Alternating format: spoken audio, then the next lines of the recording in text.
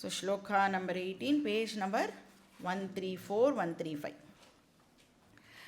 Gatir bharta prabhuv sakshi Nivasa sharanam suhrit Prabhavav pralayasthanam Nidhanam bijamavyayam. So இங்கேயும் list of திங்ஸை கொடுத்து அதெல்லாமும் கூட நான் தான் அப்படின்னு இங்கே கிருஷ்ணர் சொல்கிறார். எல்லாமே ஈஸ்வரா தான் அப்படின்னு சொல்கிறார். கதிஹி ஈஸ்வரா, பர்த்தா ஈஸ்வரா, பிரபு ஈஸ்வரா, சாட்சி ஈஸ்வரா. இப்போ இங்கே சர்வம் கிருஷ்ணமயம் ஜகத்து. ஸோ கதிஹி அப்படின்னா என்ன அர்த்தம்? இப்போ நம்ம சொல்லுவோம்ல, அவருக்கு நல்ல கதி அவர் அடையட்டும், அவருக்கு சத்கதி கிடைக்கட்டும் அப்படின்னா என்ன மீனிங்கில் சொல்கிறோம்? கதி அப்படிங்கிறத அவர் போய் சேர்கிற இடம் நல்ல இடமா இருக்கட்டும், அந்த டெஸ்டினேஷனை தானே நாம் மீன் பண்ணுறோம். ஸோ கதி அப்படின்னா டெஸ்டினேஷன், ஆர் என்ன சொல்லலாம், கோல் அப்படின்னு சொல்லலாம். கோலையும் அடைவோம் இல்லையா? அப்போ கதி அப்படின்னு சொன்னால் டெஸ்டினேஷன் ஆர் கோல். இப்போ ஒத்தொத்தருக்கும் அவா மைண்டில் ஒரு கோலை நாம் செட் பண்ணி வச்சுட்டுருப்போம். இப்போ இந்த இடத்துல பகவான் சொல்கிறார், கர்ம பலம் இருக்குல்ல, அதுவும் ஒன் ஆஃப் தி கோல்ஸ் அப்படின்னு சொல்கிறார். எதுக்கு கர்மா பண்ணுறோம்? எதுக்கு ஆக்ஷனை பண்ணுறோம்? அந்த பலனை அடையிறதுக்கு தான் நாம் ஆக்ஷனை பண்ணுறோம் இல்லையா?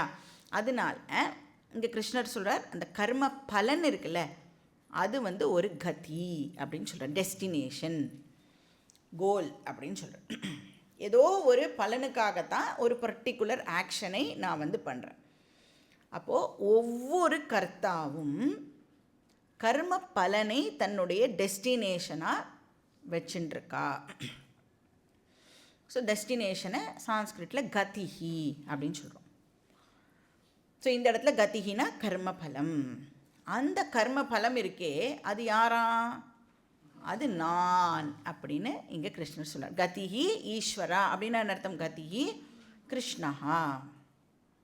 இப்போ கர்மத்தோடைய ரிசல்ட்டு ஈஸ்வரா. சரி, நம்ம ஒரு ஆக்ஷன் பண்ணுறோம், எதையோ ஒன்று எனக்கு இது கிடைக்கணும் அப்படின்னு சொல்லி ஒரு ஆக்ஷன் பண்ணுறோம். நம்ம நினைக்கிறதே நமக்கு கிடைக்குமா? முக்கால்வாசி நேரம் என்ன ஆகிறது? நினைக்கிறதே நமக்கு கிடைக்க மாட்டேங்குது. அதனால் அதை என்ன சொல்லிடுறோம்? ஃபெயிலியர் அப்படின்னு சொல்லிடுறோம். நான் நினச்சதே கிடச்சிதுன்னா சக்ஸஸ்ஸு, நான் நினச்சது கிடைக்காட்டி ஃபெயிலியர். இப்போ அந்த கதிஹி ஈஸ்வரா, கர்ம பலம் ஈஸ்வரா அப்படின்னா சக்ஸஸும் ஈஸ்வரா தான், ஃபெயிலியரும் ஈஸ்வரா தான். அப்போ என்ன, இப்போ ஃபெயிலியர் வந்ததுன்னா யார் அப்படியே ரெண்டு கை கொண்டு அணைச்சி அந்த ஃபெயிலியரை எடுத்துக்கிறோம்? என்ன பண்ணுவோம்? ஃபெயிலியரே என்கிட்ட வராத, உன்னை பார்த்தாலே எனக்கு பிடிக்கலை, அப்புறம் நம்மளே நொந்துப்போம். எனக்கு மட்டும் வாழ்க்கையில் எப்பவும் இப்படித்தான் நடக்கும். அப்போ ஃபெயிலியரை ரிஜெக்ட் பண்ணோம் அப்படின்னு சொன்னால் ஆக்சுவலி யாரை ரிஜெக்ட் பண்ணுறோம்? ஈஸ்வராவை நாம் ரிஜெக்ட் பண்ணுறோம். இப்போ என்ன பண்ணணும் நம்ம அப்படின்னா, நிறைய ஐடியாஸ் ஃபார்ம் பண்ணி வச்சுருக்கோம்ல, அது எல்லாத்தையுமே இப்போ மாற்றி ஆகணும். எதெல்லாம் நல்லதோ அதெல்லாம் ஈஸ்வரான்னு என்னால் ஒத்துக்க முடியும், எதெல்லாம் கெட்டதோ அதெல்லாம் ஈஸ்வரான்னு என்னால் ஒத்துக்க முடியாது. உன்னால் ஒத்துக்க முடியாதுங்கிறதுக்காக அது உண்மை ஆயிடாது. இப்போ நாம் உண்மையை அண்டர்ஸ்டாண்ட் பண்ணிக்கிறதுக்கு முயற்சி பண்ணணும். அதுக்கேற்ற மாதிரி நம்மளுடைய மைண்டு செட்டை நாம் இப்போது ப்ரிப்பேர் பண்ணிக்கணும். ஸோ ஃபெயிலியரை ரிஜெக்ட் பண்ணாத, ஃபெயிலியரும் ஈஸ்வரா தான். சரி, அப்போது ஃபெயிலியர் வரத்துக்காக ஒர்க் பண்ணட்டுமா? சக்ஸஸ் வரத்துக்காக ஒர்க் பண்ணு. பட் எல்லா நேரமும் சக்ஸஸே வருமானா வராது. அப்போ ஃபெயிலியர் வந்தால் அதையும் வெல்கம் பண்ணுறதுக்கு தயாராக இரு. ஆகதே ஸ்வாகதம் குறியாத். எது வரதோ அதை நீனு அக்செப்ட் பண்ணு. இதுதான் வந்து முன்னாடி சாப்டரில் சொன்னார். யோகஸ்த குரு கர்மாணி சங்கம் தியக்த்வா தனஞ்சய சித்திய சித்தியோ சமோ பூத்வா சமத்வம் யோக உச்யதே சுக துக்கே சமே கிருத்வா லாபாலாபௌ ஜயா ஜயௌ ததோ யுத்தாய யுஜ்யஸ்வ நைவம் பாபம் அவாப்ஸ்யசி அப்படின்னு பார்த்தோம். அதனால குட்டோ பேடோ அதை வந்து அக்செப்ட் பண்ணுறதுக்கு கற்றுக்கணும். அதை பகவானாக அக்செப்ட் பண்ணுறதுக்கு நம்ம வந்து கற்றுக்கணும். இப்போ வந்து கை வலியோ கால் வலியோ வருதுன்னு வச்சுக்கோங்களேன், ஃபிசிக்கல் பெயினே இருக்குதுன்னு வச்சுக்கோங்க. எப்போ வந்து அது ரொம்ப நம்மளை வந்து ட்ரபிள் பண்ணோம் அப்படின்னா, எப்போ எனக்கு வலிக்கக்கூடாதுன்னு ரெசிஸ்ட் பண்ணுறோமோ அப்போ தான் அது எக்ஸ்ட்ராவாக ஒரு ஸ்ட்ரெயினை நம்மளுக்கு ஏற்படுது. கைனா வலிக்கும், கால்னா வலிக்கும். மிஷின்னா எப்படி வந்து ஓடுறத கொஞ்சம் நேரம் நிறுத்துறது, அந்த மாதிரி தானே இதுவும் கை கால் ஏதோ வேலை பண்ணிகிட்டே இருந்தால் அப்படி தான் வலிக்கும். அப்படின்னு நீங்கள் கொஞ்சம் அதை கண்டுக்காமல் விட்டுட்டேன்னா என்ன பண்ணுவோம், டாக்டர்கிட்டலாம் போகணும். கண்டுக்காமல் விடுறதுன்னா என்ன வேணால் வரட்டோன்னு விடுறது இல்லை. அந்த வலி இருக்குல்ல, அந்த வலியை பற்றி ரொம்ப யோசிக்காமல் விட்டுட்டோம் அப்படின்னா அது நம்மளை பாதரே பண்ணாது. இதெல்லாம் வந்து நீங்கள் ட்ரை பண்ணி பாருங்க. ஸோ மனசை வந்து ஓரளவுக்கு ரிலாக்ஸ்டாக வச்சுக்கிறதுக்கு இதெல்லாம் வந்து வழிகள். இப்போ ஃபிசிக்கல் பெயினை வந்து நம்மளால் ஸ்டாப் பண்ண முடியாது, அந்த டிஸ்கம்ஃபர்ட்டை ஸ்டாப் பண்ண முடியாது. ஆனால் அதை பற்றி வரி பண்ணுறதே நம்மளால் ஸ்டாப் பண்ண முடியுமா முடியாதா? அது நம்மளுடைய கண்ட்ரோலில் தானே இருக்குது. அப்போ ரெசிஸ்ட் பண்ணாமல் இருந்தாலே வரி பண்ணுறது வந்து நின்று போயிடும். ஸோ கதிஹி அப்படின்னா ஈஸ்வரா. நெக்ஸ்ட் பர்த்தா. பர்த்தானா யார்? ஜென்ரலா ஹஸ்பண்ட். ஏன் அவருக்கு பர்த்தான்னு பேர்? எப்போ தெரியுமா அவரை பர்த்தான்னு சொல்லலாம்?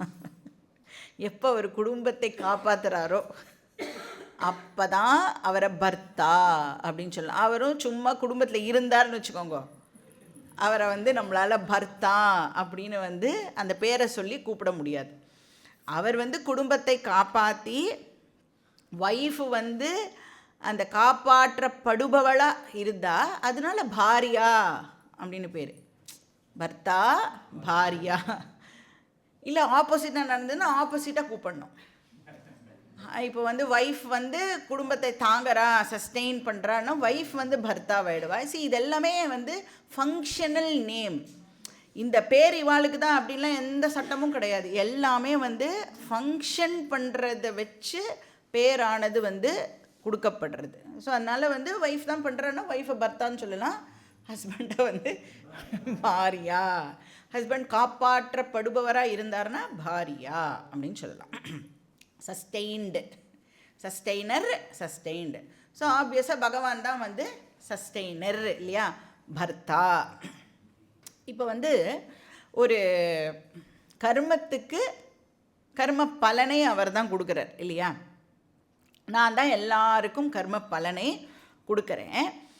இந்த கர்ம பலனை இப்போ நான் கொடுக்கணும் அப்படின்னு சொன்னால் எவ்வளவோ ஃபேக்டர்ஸை நான் வந்து கன்சிடர் பண்ணி தான் ஒரு ரிசல்ட்டை என்னால் வந்து கொடுக்க முடியும்.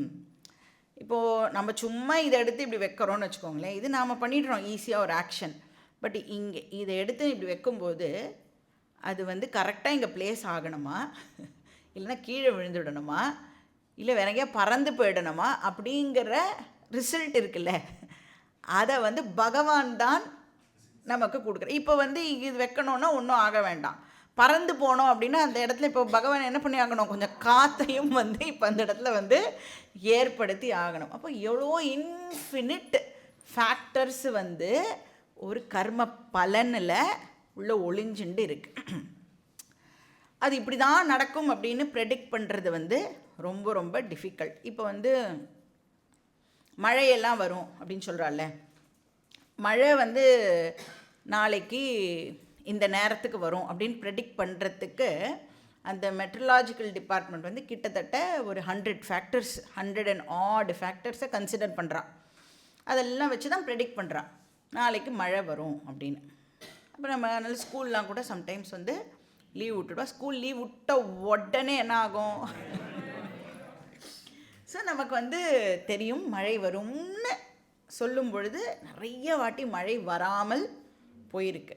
அப்படின்னா என்ன அர்த்தம்? அவள் கன்சிடர் பண்ணுற ஃபேக்டர்ஸையும் தாண்டி எத்தனையோ ஹிடன் ஃபேக்டர்ஸ் வந்து அந்த இடத்துல ஒளிஞ்சுன்னு இருக்கு. இப்போ வந்து ஃபார் எக்ஸாம்பிள் இன்றைக்கி இங்கே மழை பெய்யணும் அப்படின்னா ஒரு இம்பார்ட்டண்ட் ஃபங்க்ஷன் இருக்குதுன்னு வச்சுக்கோங்களேன். மழை பெஞ்சதுன்னா அந்த ஃபங்க்ஷன் வந்து நடக்க முடியாது. அது வந்து ஏதோ ஒரு ஈஸ்வர காரியம்னு வச்சுக்கோங்க. அவள் வந்து மழை வரும்னு ப்ரெடிக்ட் பண்ணிட்டா, ஆனால் மழை வரலை அப்படின்னு சொன்னால் இப்போ பகவான் இதெல்லாம் கன்சிடர் பண்ணியிருக்காரு. இங்கே ஒரு ஃபங்க்ஷன் நடக்கணும், அந்த ஃபங்க்ஷனுக்கு இப்போ மழை வந்ததுன்னா அந்த ஃபங்க்ஷன் வந்து நல்லா நடக்காது. அப்போது அதனால் அந்த ஃபங்க்ஷன் முடிகிற வரைக்கும் மழையை ஏற்படுத்தாமல் பகவானால் வந்து அதை பண்ண முடியும் இல்லையா? அப்போ நம்ம என்ன நினைக்கிறோம் அப்படின்னா, நான் ஒரு வேலை பண்ணிட்டேன், அதுக்கான ரிசல்ட் பகவான் கொடுத்தே ஆகணும்.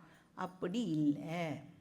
அதில் எத்தனையோ ஃபேக்டர்ஸ் வந்து இன்வால்வ் ஆகி இருக்கிறதுனால என்ன ரிசல்ட் வரும் அப்படின்றது நமக்கு தெரியாது. அதனால கிருஷ்ணர் சொல்ல அந்த ரிசல்ட்டே நான் தான், அதனால் நீ என்ன ரிஜெக்டு பண்ணாதே அப்படின்னு சொல்கிறார்.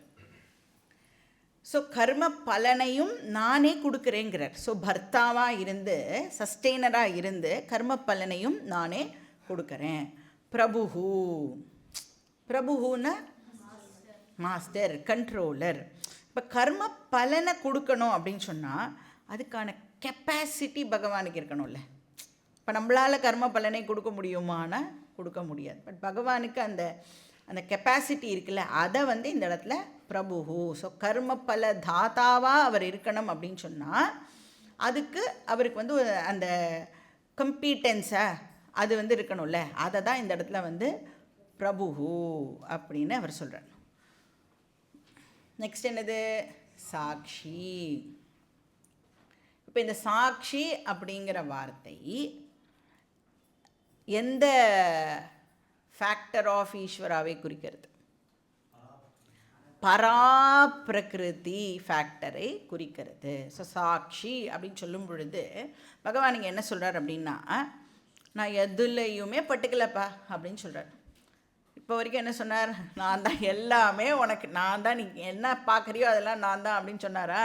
இப்போ சொல்கிறேன், நான் எதோடையும் இன்வால்வ் ஆகிறதே கிடையாது, எதோடையும் நான் அசோசியேட் ஆகிறதே கிடையாது, நான் வந்து சாட்சி அப்படின்னு சொல்கிறேன். விதவிதமான கர்ம பலனை நான் கொடுத்தாலும் நான் வந்து சாட்சியாக அதை விட்னஸ் பண்ணின்னு இருக்கேன் அப்படின்னு சொல்கிறேன். அப்போ இங்கே வந்து எந்த திருஷ்டியிலேருந்து இந்த வார்த்தையை பகவான் வந்து சொல்கிறார், எந்த ஆங்கிள்லேருந்து இதை சொல்கிறார் அப்படின்னா ஸ்வரூப திருஷ்டியா அப்படின்னு அண்டர்ஸ்டாண்ட் பண்ணிக்கணும். பராப்பிரகிருதி திருஷ்டியா அகம் சாட்சி அஸ்மி அப்படின்னு சொல்கிறார். அதே வந்து நான் கர்ம பலதாத்தா, நான் தான் கர்மா, நான் தான் கர்ம பலம் அப்படிலாம் சொல்லும் பொழுது அது வந்து அபராப்பிரகிருதி திருஷ்டியா. ஸோ கரெக்டாக நம்மளுக்கு அந்த வார்த்தை வரும் பொழுது எந்த ஆங்கிள்லேருந்து அதை புரிஞ்சுக்கணும் அப்படிங்கிறதும் நமக்கு தெரியணும். இல்லைனா கன்ஃபியூஸ் ஆகிடுவோம். என்ன எல்லாமே அவர் தான் சொல்கிறார், அப்புறம் எதுவுமே நான் இல்லைன்னு சொல்கிறாரே அப்படின்னா எந்த ஆங்கிள்லேருந்து இப்போ அவர் பேசுகிறார் அப்படிங்கிறதையும் நாம் பார்க்கணும். அதுக்கப்புறம் என்ன? நிவாசகா. நிவாசகானா அபோர்டு, வசிக்கும் இடம். எல்லாரும் வசிக்கிறதுக்கு இடமாக நான் தான் இருக்கேன். விஸ்வ ஆதாரம். நம்ம எல்லாரும் எங்கே வசிச்சுட்டு இருக்கோம்? விஸ்வத்தில் வசிச்சுட்டு இருக்கோம். அந்த விஸ்வத்துக்கு அவர் தான் ஆதாரம். புஜகசயனம் முன்னாடி வருமா? அது விஸ்வாதாரம் ககன சதுருஷம். ஸோ நிவாசகா அதுவும் நான் தான் அப்படின்றார். அந்த அபோடும் நான் தான். அப்புறம் என்னது? சரணம். சரணம் அப்படின்னு சொன்னால் இந்த இடத்துல வந்து ஷெல்டர் அப்படின்னு அர்த்தம். ரெஃப்யூஜ், அடைக்கலம் சொல்கிறோம் இல்லையா? இப்போ வந்து நமக்குன்னு ஒரு 4-5 பேர் இருப்பா நம்மளோட வாழ்க்கையில். அதில் ரொம்ப க்ளோஸாக ஒரு 1-2 பேர் இருப்பாள். அந்த 1-2 பேரும் நம்மளை வந்து ரிஜெக்ட் பண்ணிட்டான்னு வச்சுக்கோங்க. ஃபார் சம் ரீசன் நம்ம வந்து யார் மேலேயோ வந்து அவ்வளோ நம்பிக்கையோடு இருப்போம். இவள் வந்து நம்மளை ஒதுக்கவே மாட்டா அப்படின்னு. ஆனால் ஏதோ காரணத்துக்காக நம்மளுடைய பிராரப்தம்னு வச்சுக்கோங்களேன், ரிஜெக்ட் பண்ணிட்டா எங்கே போவோம் நம்ம? யார்கிட்ட ஓடி போவோம் நம்ம? எனக்கு இருந்த ஒரே ஒரு உறவும் வந்து என்னை ஒதுக்கிட்டா, என்னோட இனிமேல் பேச வேண்டான்னு சொல்லிட்டா அப்படின்னு அந்த ஹெல்ப்லெஸ் சுச்சுவேஷன் நமக்கு வரும் பொழுது நம்ம வந்து பகவான்கிட்ட தானே போய் சரணாகதி அடையிறோம் இல்லையா? அப்போ சரணம் அப்படின்னு சொன்னால் ரெஃப்யூஜ். ஸோ அந்த அர்ஜுனன் பண்ணான் இல்லையா, ஹெல்ப்லெஸ்ஸாக இருந்தான், குருக்ஷேத்திரத்தில் என்ன பண்ணுறதுன்னு தெரியாமல் இருந்தான். அப்போது என்ன பண்ணுறதுன்னு தெரியாமல் இருக்கிற நேரத்தில் உங்களுக்கு பகவான் ஞாபகத்துக்கு வந்துட்டார்னு சொன்னாலே உங்கள் ப்ராப்ளம் பாதி சால்வ்டு. நிறைய பேருக்கு என்ன ப்ராப்ளம்? பகவானே ஞாபகத்துக்கு வரமாட்டார். என்ன நினைப்பா அப்படின்னா, நானே எப்படியாவது இந்த சிச்சுவேஷன்லேருந்து வெளியில் வரத்துக்கு ட்ரை பண்ணுவேன்.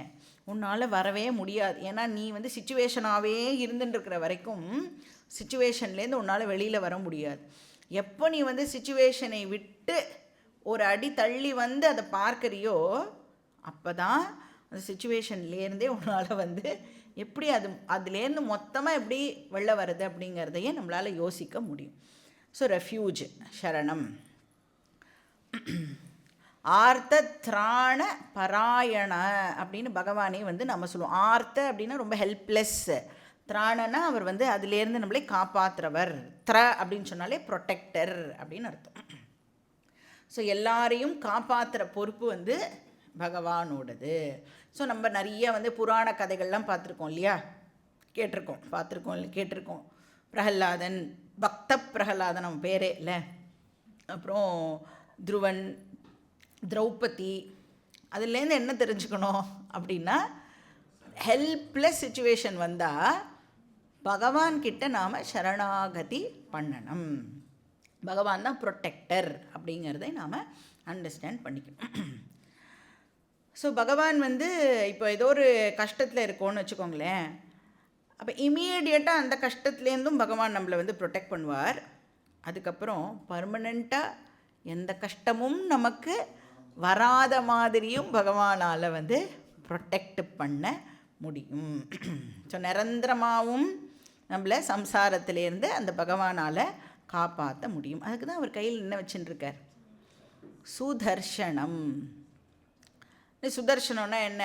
அப்படியே வந்து கழுத்தை கட் பண்ணிட்டு போகிறதுக்கு வந்து சுதர்ஷனம் கிடையாது. சுதர்ஷனம். தர்ஷனம்னா அறிவு, அண்டர்ஸ்டாண்டிங் அப்படின்னு அர்த்தம், ஞானம் அப்படின்னு அர்த்தம்.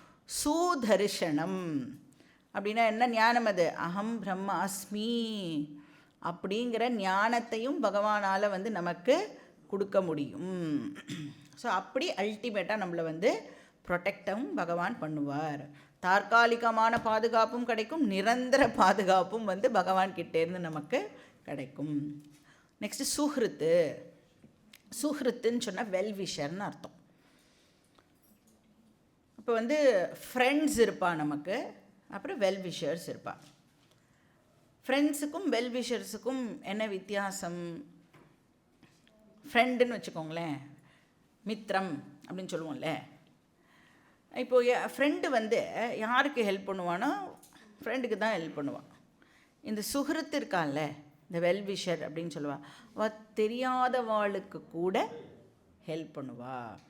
இப்போது ஃப்ரெண்டால் வந்து தெரியாதவாளுக்கெலாம் ஹெல்ப் பண்ண முடியாது. அப்படி ஹெல்ப் பண்ணலைன்னா அவனை தான் ஃப்ரெண்டுன்னு சொல்கிறோம் நம்ம, சரியா? இதுதான் டெஃபினிஷன். அப்போது ஃப்ரெண்டு ஹெல்ப் பண்ணுறான் அப்படின்னா, இப்போ நீங்களே உங்கள் ஃப்ரெண்டுக்கு ஹெல்ப் பண்ணுறேன்னா சும்மா பண்ணுவேளா? எதுக்கு பண்ணுவேன்?